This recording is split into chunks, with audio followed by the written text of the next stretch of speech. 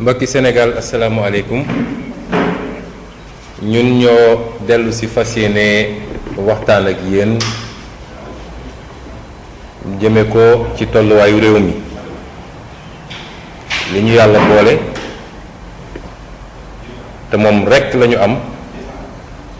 muy réewum Sénégal am fu mu toll ci jamono waaye mu bokk kook àdduna bi wërngal këpp ñun ñépp ñoo ngi dund lu mat léegi mu war a mat ñeenti weer bi mu dooree fële ci Chine ak ba bi mu duggsee ci réew mi defe naa gën saa gàtt war naa def ñaari weer ñoo ngi dund ñun ñépp situation boo xam ne seetlukat yeeg ñiy gëstu ci taarix ak ci histoire nee nañu dafa mel ni guléet la ci àdduna ndax ay crise yàgg naa am ci àdduna yi ci gën a yées ca ñu mun koo fàttali mooy lu mel ni ay crise de 1929 30 muy lu mel ni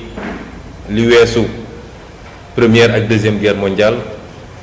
waaye ba li ci mujjee rek diggante 2008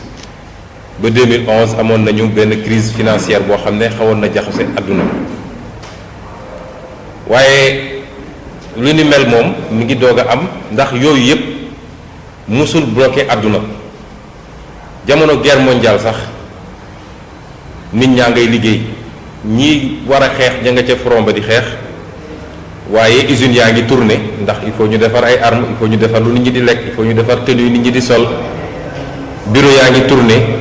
donc dafa am économie bu ñuy tuddee sax économie de la guerre waaye jamono ju mel ni bii nga xam ne àdduna ci boppam moo taxaw nit dematul nit dikkatul usine tàkkatul dara doxatul defe naa loolu guléet la ci àdduna moo taxoon ñun ñépp ñu jël natt bu waax tolluwaayu àdduna natt it danger bi nga xam ne mi ngi doon yoot àdduna bi yépp te Sénégal bokk ci àdduna bi ñu ne woon situation boobu dafa am comportement bu ñu war a ànd ak ñun dafa am comportement bu ñu war a àndeek moom mooy situation de crise ak situation temps normal mu ñoo bokk nooy doxale moo xam acteur politique nga moo xam syndicat nga moo xam kilifa diine nga moo xam citoyen lambda nga moo xam association sportive nga doxali ni mënul doon benn moo tax it gannaaw bu ñu leen nuyoo ndokkeel leen it ci lii nga xam ne moom la ñuy dund muy xéewal di weeru koor gannaaw bu ñu génnee ci temps de carême nga xam ne ñi bokk ci diine chrétien dund nañ ko enchaîné dugg ci lii di weeru koor muy ay weer yu barkeel ñu ngi ñaan yàlla barke yi mu wax ci weer wi mu may ñu ko ñun ñépp mooy na doon weeru yërmande ci ñun mu wàcce yërmandeem bu doy ci ñun te bi ci njëkk mooy mu dàkkal ñu jàngoro ji ba mu sori jóge ci àdduna ñaareel bi mooy na doon weeru njéggal ñun ñépp ay tooñkat lañu yàlla nañu yàlla jéggal ñetteel bi mu doon weeru goreel ci safara yàlla na yàlla goreel ñépp ci safara ñuy jéggalu it lenn ci suñu mbokku presse bi ndax lu mel nii suñ ko daan def salle bi day fees del ñépp mën cee jot mën a couvrir daal di transmettre waaye xam ngeen ni jamono bii ñu nekk muy jamono pandémie jamono mbas munoo dajale ay nit ñu bari pour def conférence de presse moo tax ñu joxoon ndigal suñu service de communication mu seet lenn rek waaye dañ koy jàppe rek fardul kifaaya mooy bu ko ñenn ñi teewee teggeeku nañu ci des ñëpp te ñeneen ñëpp mën nañu jëlee ci ñi fa teewoon. ñiy wax ni sénégalais yëpp dégg nañu seeni mbébét fan yi weesu jot nañu ay woote yu bëri yoo xam ne jaar na directement ñëw ci ñun wala indirectement jaar na ci suñuy collaborateur sénégalais yu bëri yittewoo woon ñu génn wax ci mbir mi. ñaari mbir moo taxoon boobu ba léegi ñu ne nañ ci ànd ak tey bu ci njëkk bi cof naa ko tuuti mooy situation exceptionnelle dafay laaj nga am doxalin bu exceptionnel it permettre ñi nga xam ne ñoom ñoo yenu mbir mi ñu mun a liggéey ci xel bu dal ba ñu gis fu ñu jëm ak nit ñi nga doog cee mën a àddu loolu nag li xew ci fan yii rawatina barki démb won nañu ni fi ñu jëmee réew mi baaxut moo tax ñu ne wax dafa jot ñaareel bi taxoon ñu noppi boobu ba léegi mooy dañu jàpp ne la ñu waroon def ci jamono def nañ ko ndax mbir mi ne këtt ne jonn dañ ñoo woone dañ ñoo bëgg a consulter bu dul woon lii wala bu doon ci yeneen circonstances yu bokkul ak lii biir na sénégalais gu ne ni ñun ñii dañu dem taxaw palais ndax amuñu fa yitte may feddali ni dañoo mës a wax ni ñun defuñu opposition personnelle amuñu noon ci langue politique gi opposition idée la ñuy def dañoo àndul ak Macky Sall ci ni mu yore réew mi ak fi mu jëmale réew mi moo taxoon dañoo mës a wax ni demuñu toog ak moom parce que amuñu lu ñu war a wax ak moom lu dul su dee réew mi gis nañ ni danger am na fi loola waraloon bi ñu wootee dialogue national ñu ne leen ñëwuñu fa ndax amul lu ko justifier génn nañu élection bal tàkkul coow amul manifestation amul kii génn nee na moo gagné am na 58% ñu ne ko état baa ngi nii budget ngi nii administration ngi nii diplomatie ngi nii demal nga wane sa mënin nga def sa programme ñun ñu dem opposé wu kon ñun dañoo logique dañoo am cohérence ci li ñuy def bi ñu demee ba gis mbas mi ñëw ñu xam ni lii nag danger la moo tax keroog bu ñu woowee teewe nañ fa ànd ak nag bañ fay dem xamoon amul dara lu ñu fa doon xaare loo xam ne lu sérieux la dara waaye contexte bi ñu tolloon ku ñu wowoon nga ne dew ma sénégalais ci boppam ñoo dul comprendre nga bañ a dem waaye amul dara lu ñu fa doon xaare ndax jikkoog borom lu kenn mënul far la ñu dem ca bañ ca génne it bokk nañ ñu néew ñi fa dugg génn ne ñun duñu joxe carte blanche parce que profitoo ci yu mel nii tiital sénégalais yi tiital leen ba ñépp dugg ne wiiw carte blanche lu waa ji wax ñu ne gongo lu mu andi ñu ne nañu wote ñun bañ fa génnee yéen a ngi fàttaliku foofu la ñu taxaw ci perron présidence ne li ñu gis dalul suñu xel ndax bañ fay dem dañ faa dem yóbbu fa suñuy laajte yu leer nañ ba ñu demee amuñu tontu ya yenn it nga xam ne annoncé woon na ko ci discours bi mu defoon la veille ñu wax ci ni lii ak lii d'accorduñu ci jàpp nañ ni du lii lañu war a def moo am it luñ ñu digoon foofu mooy bi ñu laajee ñu présenté ñu un programme détaillé chiffré ligne par ligne rubrique par rubrique dañ ñu ne ministre yaa ngi cay liggéey bu soobee yàlla fii ak ajjuma di ngeen ci jot ba tey ba sànq jotuñu ci. kon ñun jàppoon nañ ne la ñu waroon def ci jamono jooju def nañ ko ñu doxaat tuuti présenté wu ñu programme waxuñu ñu lu ñu bëgg a def ak fi ñu bëgg a jëmee ñu ne dañuy saisir assemblée nationale pour mu joxe loi d'habilitation boo xam ne normalement situation de guerre rek la ko constitution bi prévoir loolu bi mu amee it Sénégal yépp seede nañ ni bind naa li may bind ne man de en tant que député donte ci ni ñuy fonctionner fexe nañu ba ñun duñu mën a teew assemblée nationale man Ousmane Sonko voté wu ma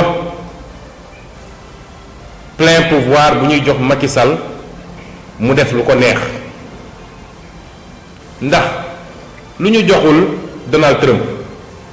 te tey Amérique moom moo gën a garaawle fuuf Sénégal joxuñu ko président français Macron joxuñu ko Angela Merkel joxuñu ko Italie joxuñu ko Espagne foo xam ne tey nit ñi ngi faatu par milliers joxuñu leen loolu lan moo waral ñu war koo jox Macky Sall fii Sénégal def naa àdduna ba mu daj ñaari régime wala ñett ñoo réclamé loolu ñu ne leen d'accorduñ ci suñu baat ca kaw te bokk nañ ci ñu néew ñu ko bañoon tamit lii mbokk yi moo taxoon ñu ne la ñu waroon def nañ ko gannaaw loolu nag nañu toog taaxirlu seetaan jël suñuy not xool ni nit ñi di def xool fi ñu jëm bu wax jotaate dinañu wax bu soobee yàlla kon suñu mbokk diaspora yi dégg nañu seeni mbébét contacté ngeen ñu suñu mbokk enseignants yi dégg nañu seeni mbébét contacté ngeen ñu ci ouverture classe bi enseignement privé bi contacté ngeen ñu ci jàqare bi ngeen am ci tëju école bi te amul mesure d'accompagnement kilifa diine yu bëri jokkoo nañu ak ñun wax seen jaaxle ci lépp lu jëm ci tëjum jàkka ak tëjum juma ak ñeneen Sénégal yu bëri woo nañ ñu ne ñu de dund gi ñu doon wax ba léegi gisaguñu ñu wax leen ni suñu noppi gi ñu noppi woon du woon dëddu du woon ñàkk a yëg waaye communication en temps de crise bokkul ak communication en temps normal bokkul ak communication de crise moo taxoon ñu ne la ñuy dajale bu wax jotee nañ ci wax gannaaw ga ma ne lii am nii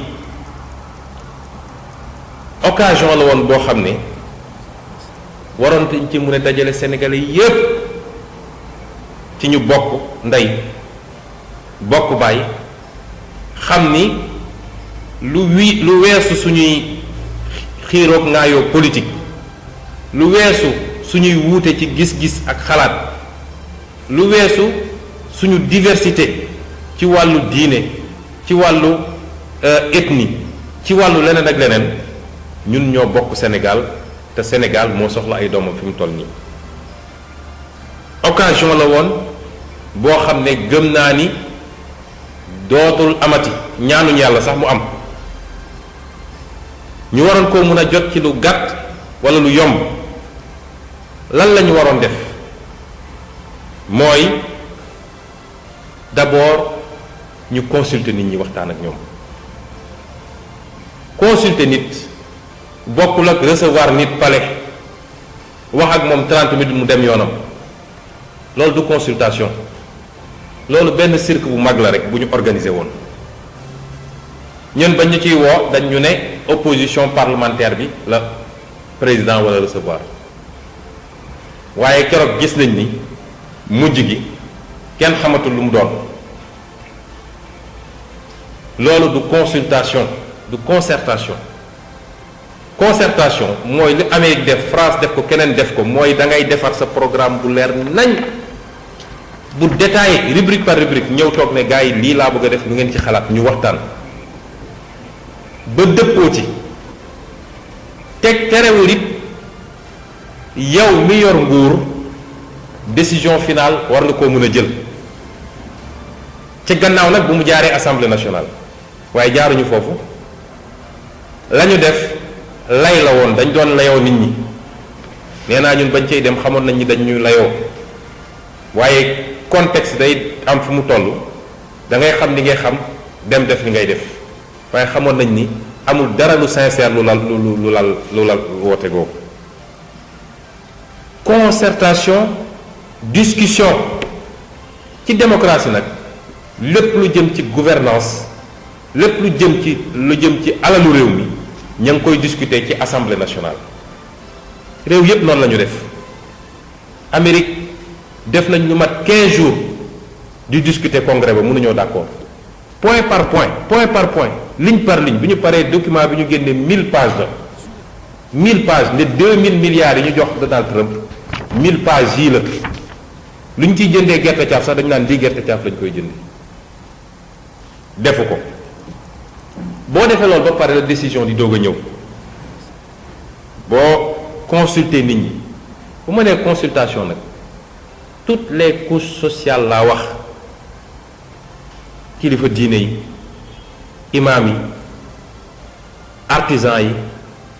keneen ak keneen transporteurs yi consulter leen ci base programme boo am ne lii laa fas yéene def ci secteur bu nekk bu loolu jeexee nag da ngay jël sa décision alquran dafa ne wa shaa'iruhum fil amri na nga leen consulter consultation dafa am solo loolu la ñuy taggee njiit mooy da ngay mun a d'accord di diisoog nit loolu wàññiwul dara ci sa pouvoir waaye jàpp ni man maa xam man maa mën waaye après tout c'est moi le président ñi la war naan la wiiw yow dong la moo tax booy mbëkk miir it yow dong nga koy mbëkk te dinaa ci dellu si bu loolu weesoo nag décision yi ngay jël dafa war a am cohérence dafa war a am ci décision yi boo gisee coow li yépp am dañoo jël ay décisions yu incohérentes dinaa ci dellu si cohérence mooy décision yi méngoo looy def na nga ko boole ñépp looy def nañ ko mën a lënkale ne lii nga def fii ak lii nga def fële méngoo na mën nañ ne lii jaaru na bu loolu weesoo nag nga def nga appliquer mooy nga jëfe gi bu doon jaar na yoon li ma wax ni yépp suñ ko defoon ni ñu ko war a defee soxlawul tey naan day teg ay comité de suivi parce que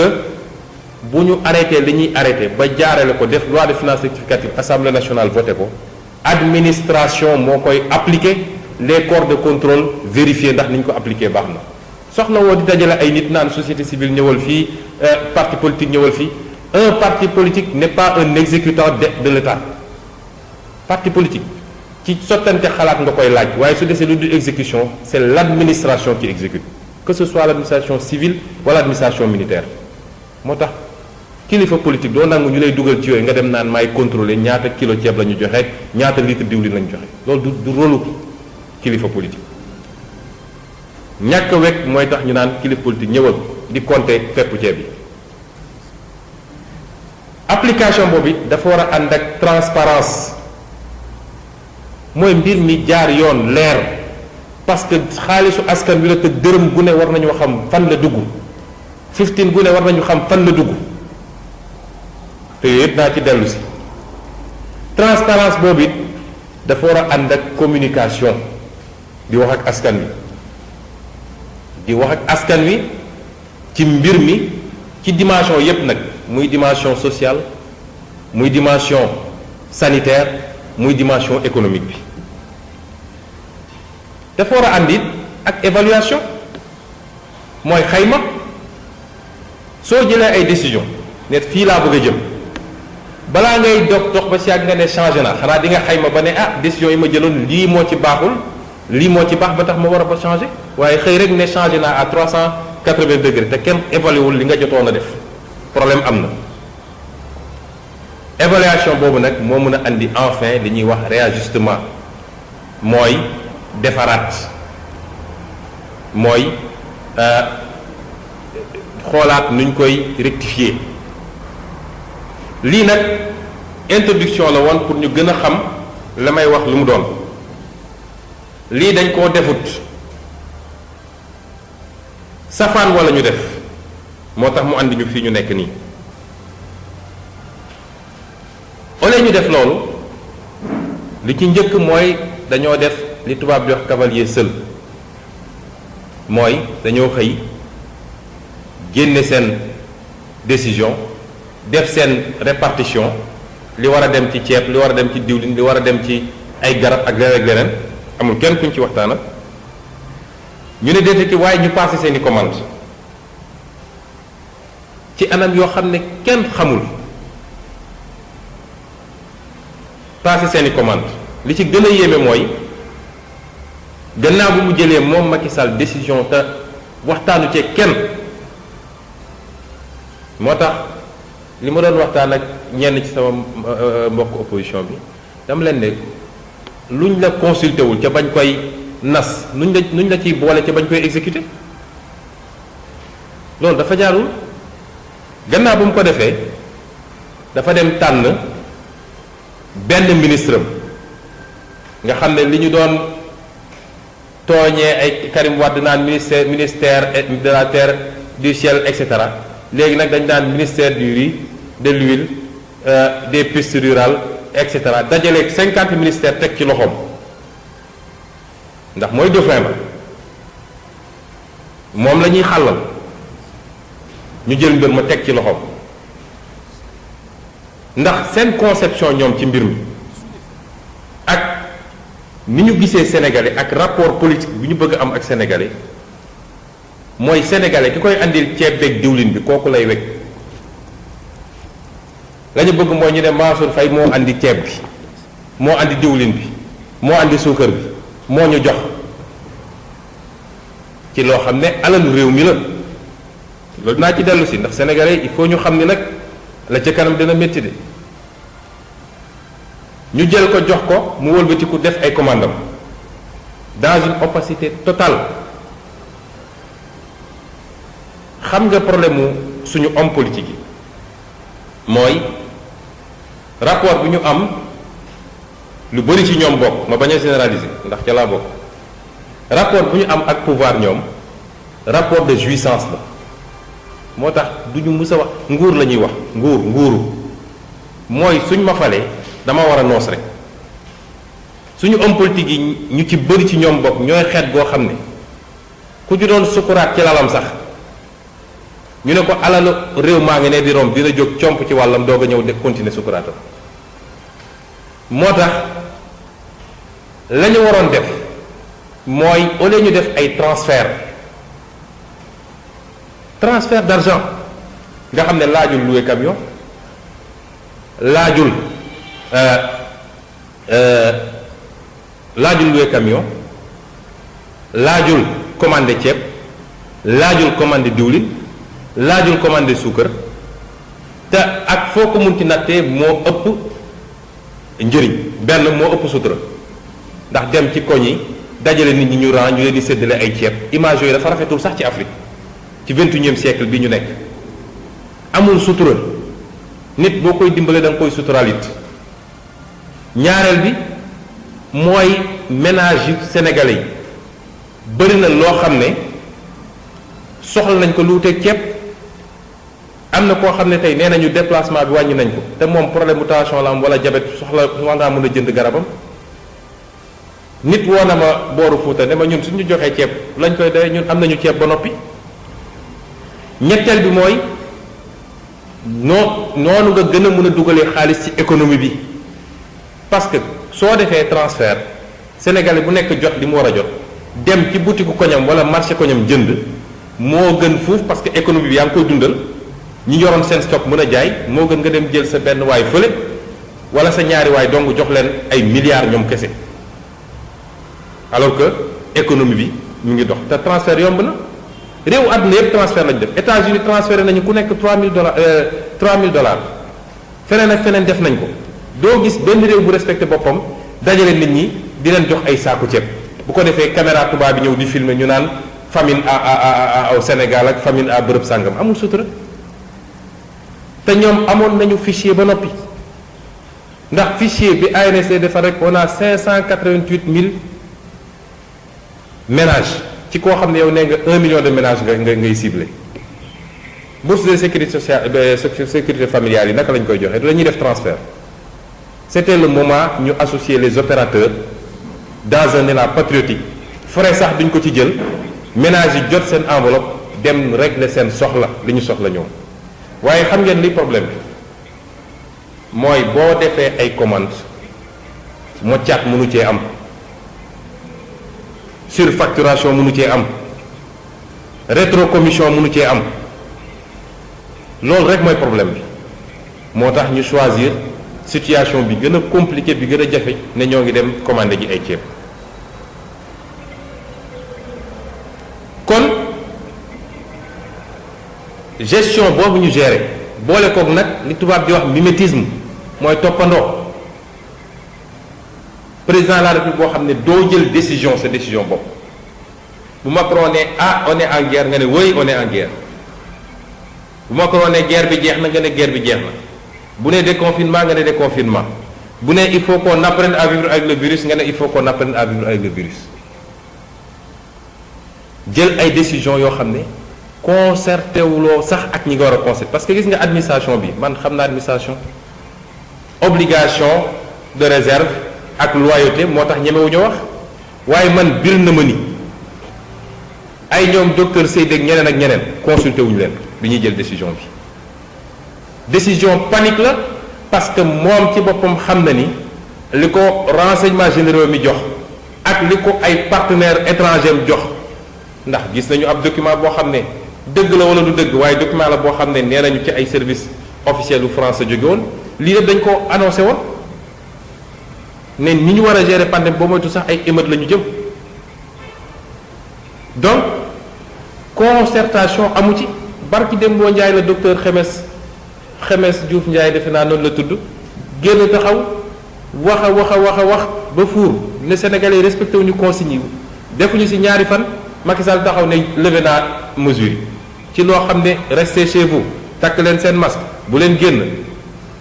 ñu xëy rek di jour wala amee ñu ne lépp jeex na muy décision précipitation ba tax nag la ñëwoon a constaté fi mu toll nii mooy fiasco total moo am ci ñu gérer crise bi ndax amul lu mënoon justifier ñu jël décision bi tey Sénégal bokk na ci réewu Afrique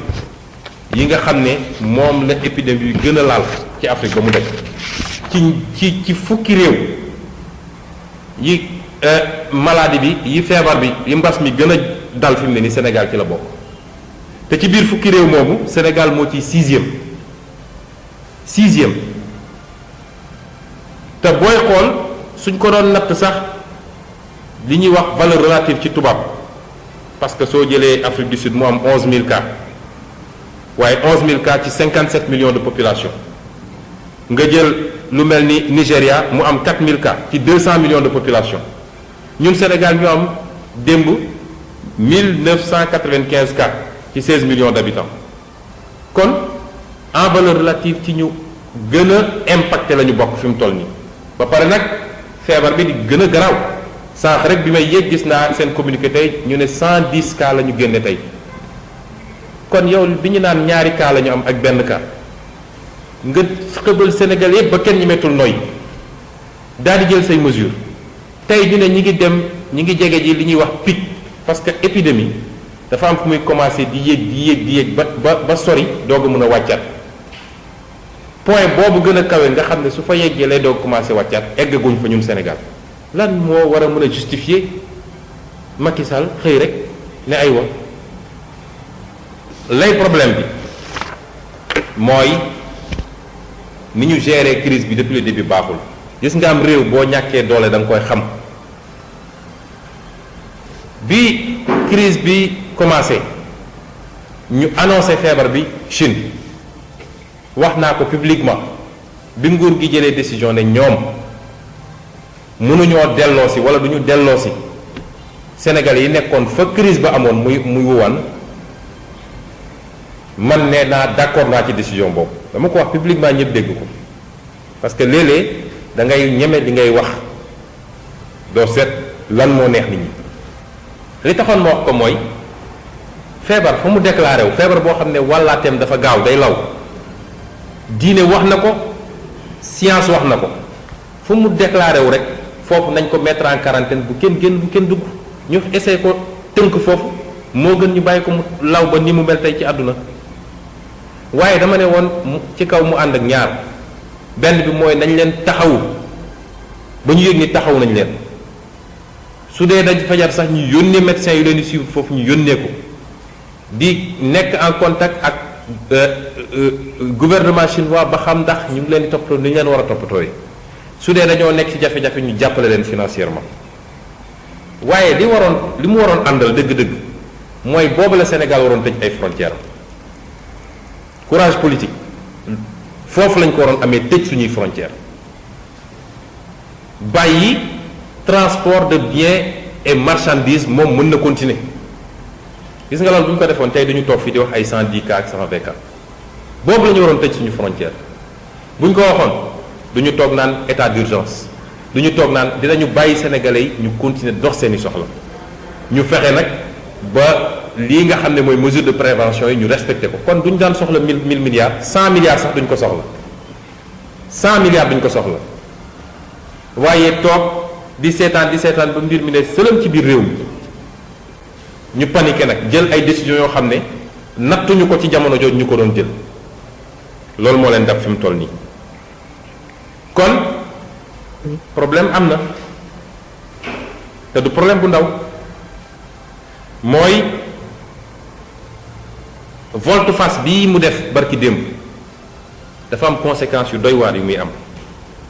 mooy ci jamono joo xam ne ñi ngi jëm ci pic bi feebar baa ngi gën a garaw dafa mel ni Macky Sall dafa ne Sénégalais yi jébbal naa leen feebar bi nu ngeen xam def leen abandon de responsabilité démission incompétence manque de courage politique ci njiitum réew te li ko andi yëpp mooy ca njëlbeen ba wax naa leen ko dégg naa ñu naan askanu Sénégal la dañoo indiscipliné déedéet askanu Sénégal jox na Macky Sall lépp deselu ko dara nañu waxante dëgg rek askanu Sénégal lépp jox nañ ko Macky Sall ndax bi mu nee 1000 milliards la soxla askan wi daf ko ne ay wax ci 1000 milliards yooyu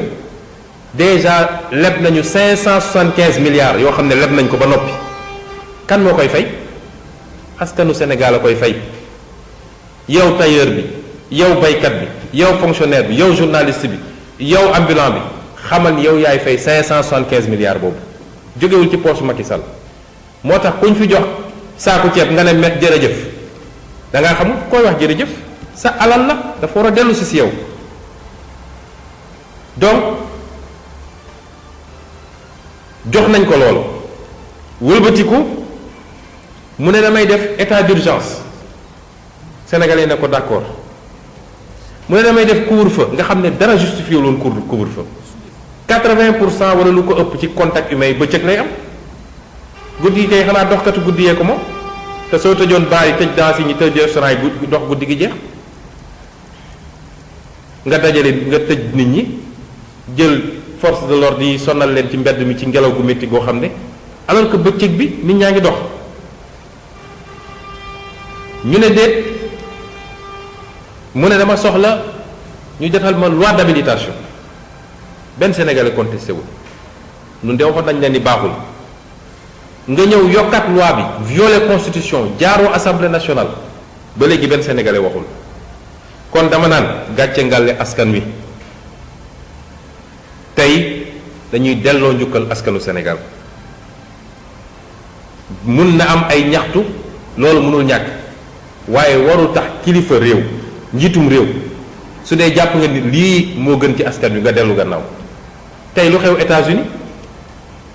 lan moo fa xew ay américains yi génn président Amérique jàppale leen Donald Trump di défier autorité gouverneurs yi.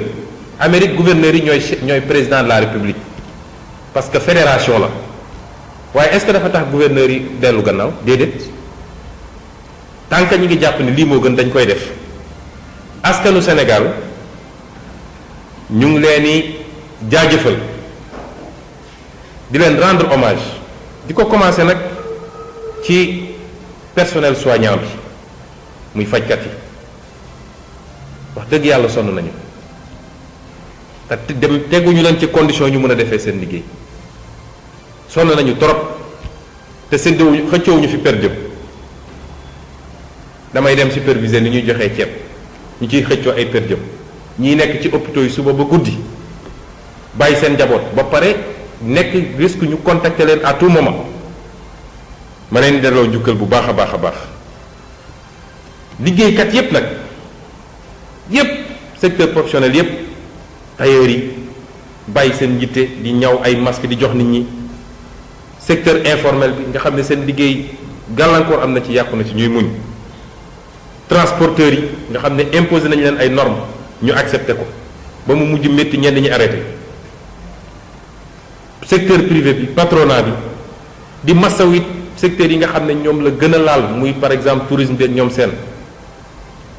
di féliciter ñépp ñi nga xam ne jël nañu ay initiative gis nañu ay sénégalais yu jóg jël seen initiative di inventer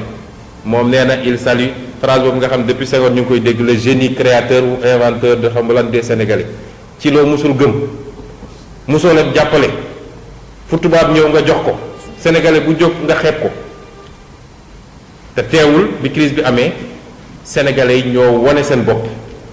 jël seen matuwaay bari nañu fi takk masque bu ñu ñaw la ay sénégalais ko ñaw di félicité it di gërëm kilifa diine yépp ndax ñoom ñépp dañoo jàpp ci mbir mi ndax kilifa diine bu ñu ñëw ne ko damay tëj jàkk waxoo dara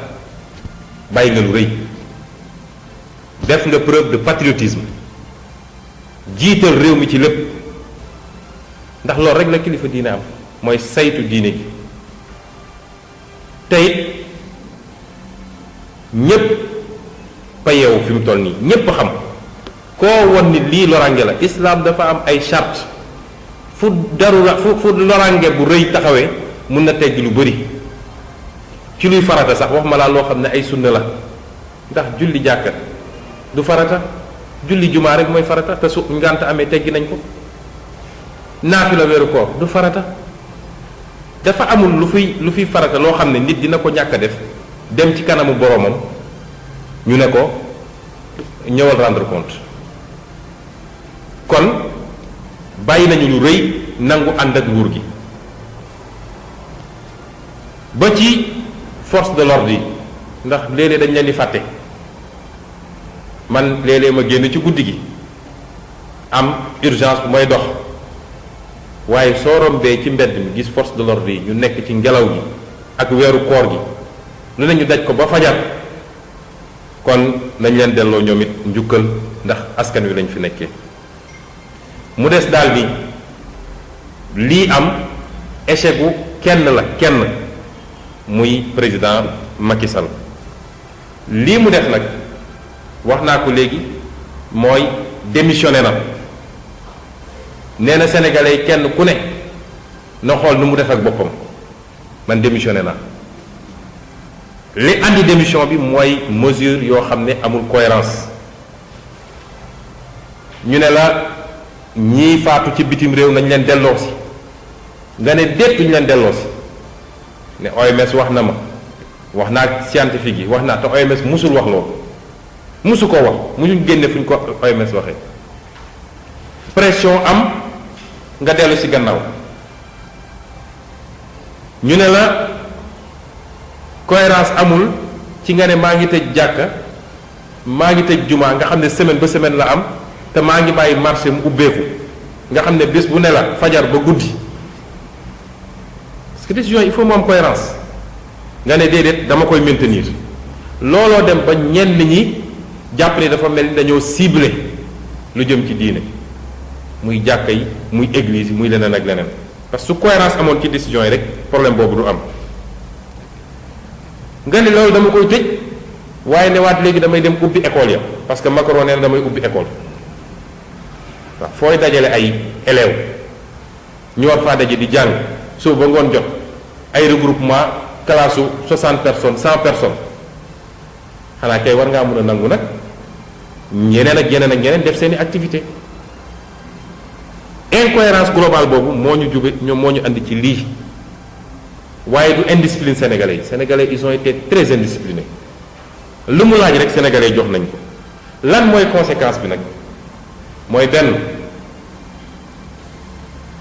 état ci boppam la ñu sukkal fi mu noonu nii parce que état amul lu dul lu ñuy wax autorité puissance publique mooy kilifteef su état ñàkkee kilifteefam ñàkk na lépp te li mu def nag dafa noon dafa wàññi doole état fi mu ne nii état Sénégal dafa los gombaanu dafa sukk la koy firndeel mooy benn autorité médicale yi nga xam ne ñooy liggéey ci mbir mi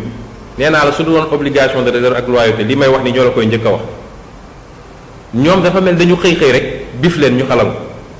léegi ban discours la ñuy wax sénégalais yi koo xam ne bis bu ne yaa ngi doon wax attention la situation est grave fañ jëm nangam jël leen seen matuwaay respecté conseil nga ñu xëy dem nañu sax ba ñoom ñu seeni discours ñu conseillé ne nañu def confinement ñu xëy ne la lu tuuti li ñu doon def ba nañ ko donc ñooñu fi mu ne nii moralement dañoo sappe seen liggéey ñaareel bi mooy ñoom seen bopp ñuy liggéey ci santé gannaaw bu ñu ko defee ci Sénégal yëpp dañu leen surexposé ñoom ak seen njaboot ci feebar bi ñetteel bi mooy gone yi ñu bëgg a bàyyi ñu dem jàngi te réglé wuñu conditions yi réew yu koy def yëpp dañu jël ay matuwaay parce que réew moo xam ne classe 10 personnes la ak réew moo classe 20 personnes la ak wala 16 personnes ak réew moo xam ne classe boo dugg doo am foo teg sa tànk bokkuñu réalité distanciation 1 mètre bu ñuy def France wala ñu def ko Suède wala mënuñu ko def Sénégal école yoo xam ne da ngay dem ci école ba mu daj benn toilette a ci ne te toilette ba boo fa demee mara d'Italie mënul ne nañu waxante dëgg kon exposé xale yu ndaw yi waaye exposé ñi nga xam ne ñoom la feebar bi gën a ay ci ñoom mooy ñuy wax 3e âge gën leen exposé ndax bu dee aayul ci seen xale itam xale mën na koo jël yóbbu kër ga bu ci mujj mooy dañoo piétiner les institutions ndax lu mel ni Cour suprême waaye sax baax na ci ñoom ndax Badio Camara moom Macky du magistrat Sénégal magistrat Macky Sall moo fa toog lu mu ko wax mu def ñu saisir leen amuñu lu ñuy wax lu dul bàyyi nañu état bi mu xool proportionnalité bi yow yaa war a xool proportionnalité bi c'est ça la justice waaye wax loolu defuñu ci 24 heures président génn joggate li ñu waxoon ne léegi dañu delloo si néew yi ba tax ñuy wax sénégalais yi nag ni lii lépp du lu bees ci Sénégal Macky Sall ñii la yoree Sénégal bi Sénégal di Sénégal ba léegi bëri na tey kuy xarab Macky Sall moo ko doon xalamal démb te ba mu koy xalamal xam na ni kii àttanul réew mi bi mu koy xalamal xam na ni ku ñu jox réew juróom-ñaari at réew ma demul dikkul kooku àttanul réew mi mënul yóbbu réew mi fi ñu bëgg mu dem moo tax il faut ñun ñëpp ñu def suñu introspection bàyyi parparloo bi bàyyi yombal gi te xam ni réew waa réew moo koy defar réew caaxaan du ko defar ma leen di wax nag ni dañu xam ni lii ñëw mooy gën a métteeti ngeen jéggal ma rek ci wax ji ndax du lu mu yéene Sénégalais yi ñun ñi bàyyi suñu lépp ñàkk suñu lépp nekk ci réew mi suba ak ngoon guddeeg bëccëg mënuñoo yéene réew mi lu bon waaye it boo gisee loo xam ne lu wér kéng la nga mun koo teg ci ay firnde da nga koy wax mu leer bi ñu génnee ci élection yi dama leen ne woon ci lu métti la ñuy jëm te ñëpp dund nañ ko waaye lu raw loolu la ñu jëm ndax crise mondiale mooy installé wu bu ñu yàlla maye gën saa néew sénégalais yi dinañ dund li ñuy wax crise économique bu ànd ak crise sociale waaye mun na gën a garaaw loolu ndax crise sanitaire mun na cee yokk yàlla nañu ci yàlla musal irresponsabilité bii Macky Sall wone yàlla nañu yàlla fegal mbir mi ba bu mu egg fi ñu xalaat ñun yàlla ñu ci yàlla musal ndax fi mu ne nii yàlla rekk ñu mën a musal ku yaakaar ni gouvernement Sénégal mënal na la dara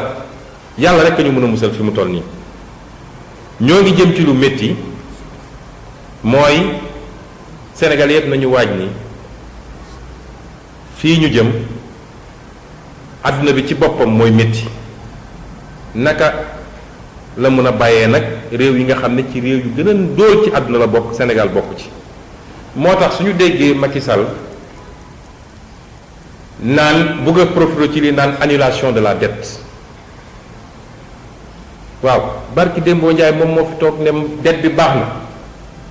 Assemblée nationale ay député taxaw ne ko lebal ba mu neex la ndax dangaa baax signature moo tax lebal di ñu gaar wàlle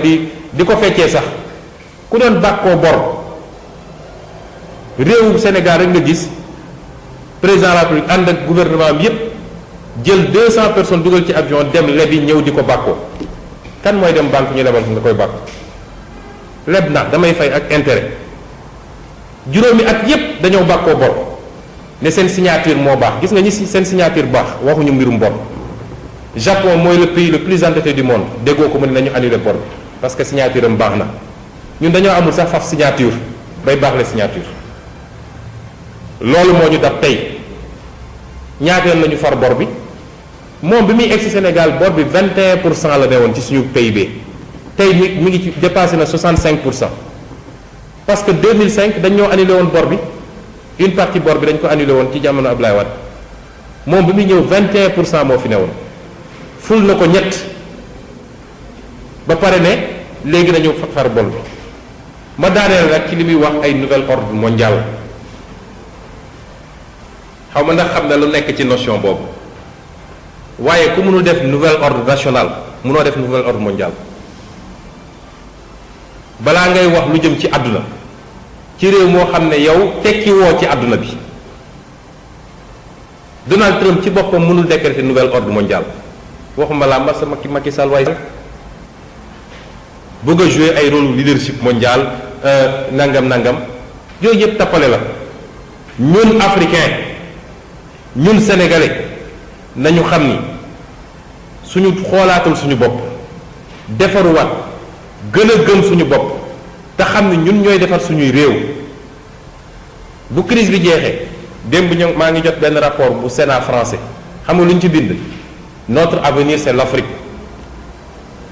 Chine wax la même chose ñépp a ngi bëgg a xëccoo Afrique waa ana africain yi ci loola ñu ne xuñu xuñaar rek di xool ku dem leb rek kontaan nga jàpp nga ni am nga lépp moo tax bu ñu profité ci lii pour poser ay débat yu amul ñun nouvel ordre national la ñu war a njëkk a toppatoo est-ce que moom bi mu ñëwee fii ba ak léegi dafa changé dara ci réew mi tey la guerre gën a bon ci réew mi tey la détournement yi gën a biir ci réew mi tey la jël say mbokk ak say ñooñ teg leen tey la protéger ay randalkat tey la gën a garaaw ci réew mi li ñu leboon yëpp fan lañ ko yóbbu est-ce que dañ cee tabax ay hôpitaux est-ce que dañ cee tabax ay écoles déedéet ay arènes lañ ci tabax ay autoroute ay train bu dawul ba pare nga ne nañu effacer bor bi kon dama bañ ñu nërmel sénégalais ba du ñu xam may daaneel rek ci wax ni sama conclusion mooy bu ngeen seetloo bu baax discours Macky Sall bi mbas mi commencé ba léegi discours am yépp da cee woo opposition yépp ba mu des bu barki dem bu tuddul opposition wax na syndicat yi wax na société civile bi wax na nu mu tuddati kilifa diine yi wax na patronat bi secteur privé tuddul opposition parce que seeni stratégie xam ngeen lu mu doon mooy fexe ba déplacer débat bi opposition yeewuwaat wax ñoom ñu déplacer débat bi mu doon débat ñoom ak opposition may wax sénégalais ni mbir mi du débat entre ñun ak Macky Sall mbir mi diggante Macky Sall ak askan wi ko fal la dama bëgg mu leer suba gannaaw suba di ngeen gis ñu libéré seen saagakat yépp ñu nekk ci télé yi rajo yi réseaux sociaux yi am Sonko andi Sonko mbir mi du diggante ñun ak ñoom diggante moom la ak ñàkk gis-gisam ak askan wi kon bu leen tombé ci piège boobu ñun politiqué wuñu li ma waroon wax pour leeral askan wi wax naa ko bu mu ci jógee maa ngi dem toogaat di déglu ba jamono bu wax jotee dinañu waxaat loolu moo ne woon mbokk yi li ñu bëggoon waxtaan ak yéen ci lu gàtt di leen gërëm di leen sant di leen lancer un dernier appel comme nguur gi démissionné na Sénégal mooy réew boo xam ne tey soo amuloon président de la République amul assemblée nationale du tee mu dox en tout cas ni muy doxee du yées ni muy doxee tey comme nguur gi démissionné na bu mu tax sénégalais yi démissionné jàppale leen seen bopp jàppale corps médical bi luñ doon farlu benn ci mesure barrière nañ ko ful tey topp takk leen masque yi raxas leen loxo yi respecté leen distance yi te li ci des ñu wéer ko ci loxo yàlla parce que Macky Sall mënalu leen dara asalaamualeykum wa rahmatullah ñu ngi leen gërëm di leen sant di leen jox rendez-vous beneen yoon incha allah.